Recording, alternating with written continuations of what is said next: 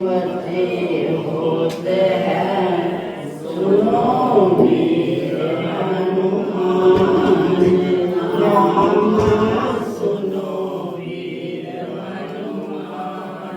सिया राम लक्ष्मण जान की, प्रभु सदा करो कल्याण। सियापति रामचंद्र की जय। बोलो जयकारा बोल मेरे शिव महाराज की जय। बोलो श्री नगरी निवासी भगवान की जय। बोलो श्री स्वामी जी महाराज की जय। बोलो श्री जुगलजोड़ी महाराज की जय। बोलो साचे दरबार की जय। बोल वृंदावन बिहारी लाल की जय। बोलो विष्णु भगवान की जय। कार्तिक मातम पंचदशो अध्याय तो आज चलता है 15वां अध्याय। नारद जी ने कहा, वीरभद्र को पृथ्वी में गिरे हुए देखकर महादेव जी के गण रण छोड़कर हाहाकार करते हुए बैल से भागकर शंकर जी के पास गए।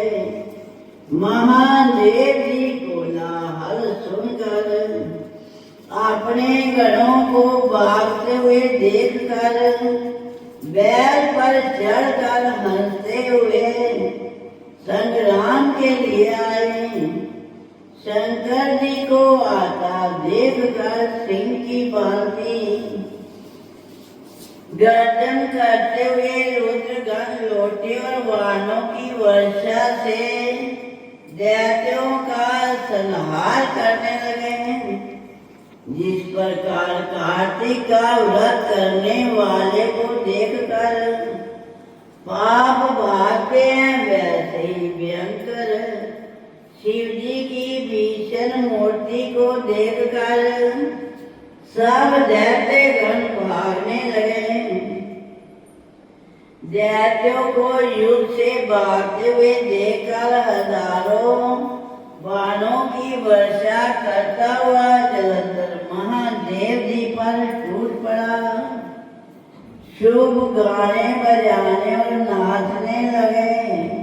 कुछ लोग ताल बंसी मृदंग आदि बाजे बजाने लगे।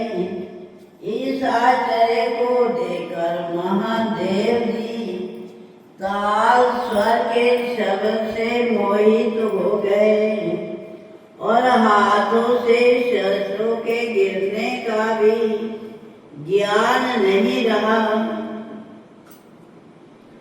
महादेव जी को एकाग्रचित्त देख जलंधर काम पीड़ित होकर शीघ्र ही पार्वती जी के निकट आया।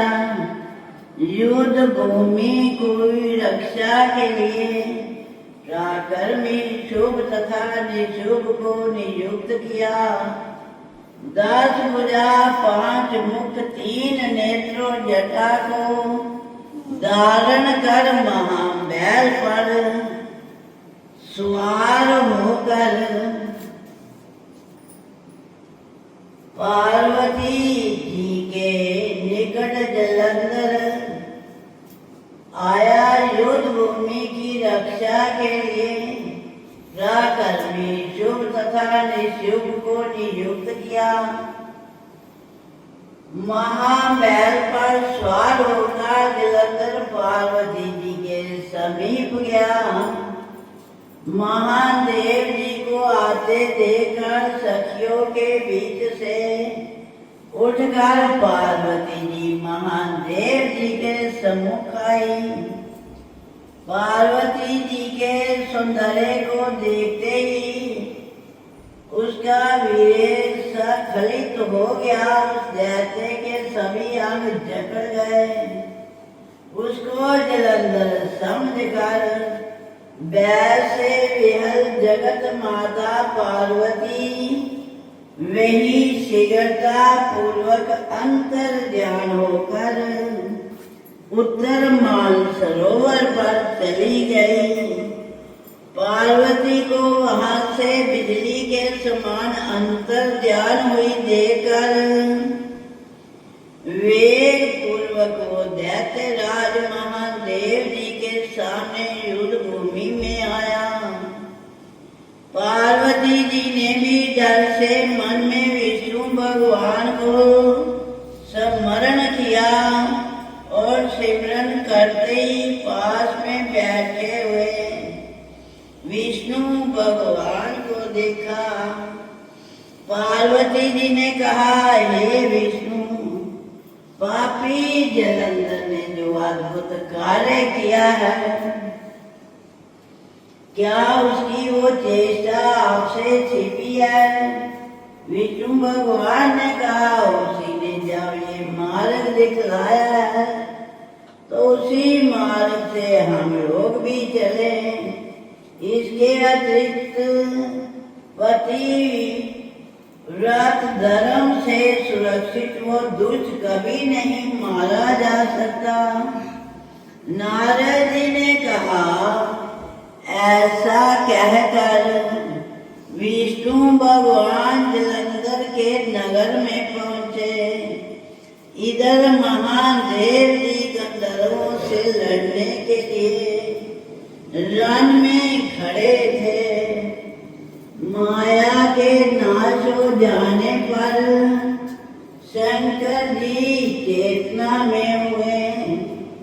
फिर रुद्र चकित मन से क्रोधित हो जलंधर के साथ युद्ध करने के लिए युद्ध क्षेत्र में आए।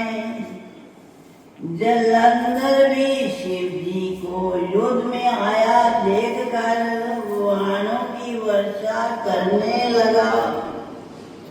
इति श्री कार्तिक महात्म पंचदशो अध्याय समाप्तम।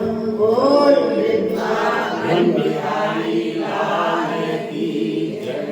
कथा समाप्त होते हैं, पिता हुए हनुमान रामा, पिता हुए हनुमान सिया राम लक्ष्मण जानकी प्रभु